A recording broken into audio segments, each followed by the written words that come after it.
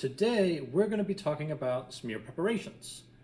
A smear is a dried mixture of bacteria and water, and we generally make smears sort of as a preparatory step to doing staining.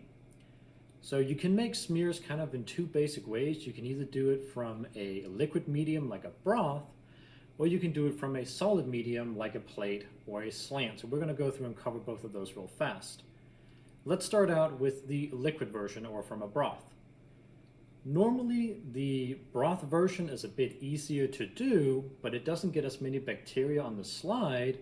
So because of that, the staining aspect of it can be a little bit more difficult. But let's go ahead and run through the procedure real fast. The materials that you need, you are going to need a Bunsen burner and the striker to light it. You're going to need your loop in order to do the transfer. You're going to need some slides to put your materials on. And then you're going to need your sample in a broth.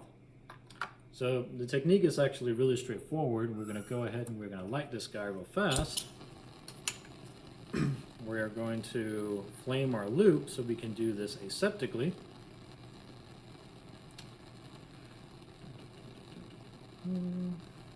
Alright, should be good there. Give this guy a little bit of a second to cool down, and then we're just going to take a slide. This guy out of the way a little bit.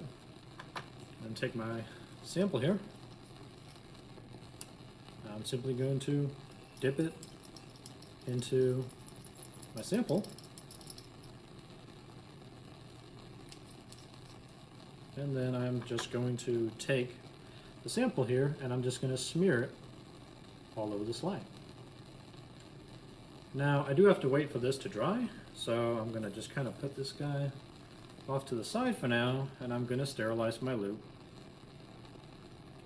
to be done with this. If you do the broth transfer as your method of making a smear, you can also just repeat it 2 or 3 times in order to get more bacteria on there. That is a valid way to do it as well, just to get a little bit more bacteria on there. Now, while this guy is drying a little bit, let's go ahead and talk about how to do this from a solid medium. So we're going to put this guy out of the way, and I'm going to get my sample that I have on a plate here. So again, materials that you're going to need to do this from a solid medium, you're going to need your Bunsen burner, you're going to need your striker to light it, you're going to need your loop in order to do the transfer, you're going to need your sample, again either on a plate or on a slant, you're going to need your slides, and then you're going to need some source of water. So believe it or not, there's actually quite a few different ways that we can put water on our slide to do this. So let's just kind of go through some of those different ways to do it. Let's get our slide out here. You can use our DI water bottles as your source of water. You can kind of squeeze out a little bit of water here, and if you can get just a single drop on there, that's kind of what we're going for. Kind of like that. That's one way to do it. Just again, one single drop is all we want. If you want to use the sink, normally we want to do DI water, but we can use our sinks as well. So if you use these guys here with the more direct spouts, you can actually kind of get it ever so slowly to get the water to come out of it, and you can get a single drop on it that way.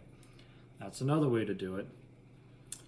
If you have your staining kit will also have a little dropper that has DI water in it, and of course with this one you can just simply, add a drop of water onto the slide that way. That's probably going to be the easiest way to do it if you have your staining kit.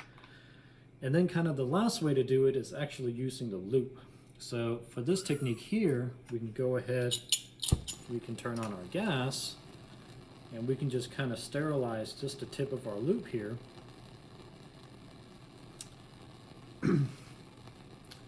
And then what we can do is we can take our DI water, and this guy already kind of has a little drop there, but you can actually put just a single drop. That was a little hot, but you can put a single drop of water in the loop, and then from that you can take a slide and you can put your drop of water on there that way. So that's another way to do it. Either way, our overall goal here is to just get one single drop of water on here. The more water we have on there, the longer it's going to take to dry. But kind of with, all the nonsense on how to put water on a slide out of the way, let's talk about the transfer itself. So it's really straightforward. You're going to light your Bunsen burner, and then you're going to flame your lute so that we can do this aseptically. So let's get this guy flamed real fast.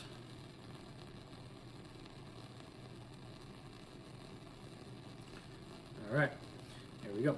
So I'm going to take my sample. Again, I'm going to use our little trick that's going to cool it down quicker. So I'm just going to kind of tap part of it where there's no growth. And then I'm going to go ahead and just take a little bit of bacteria. We want enough that we're going to be able to see quite a bit of stuff, but we don't want so much that they all clump together and then we can only see stain basically. So too much bacteria on here can also be a bad thing.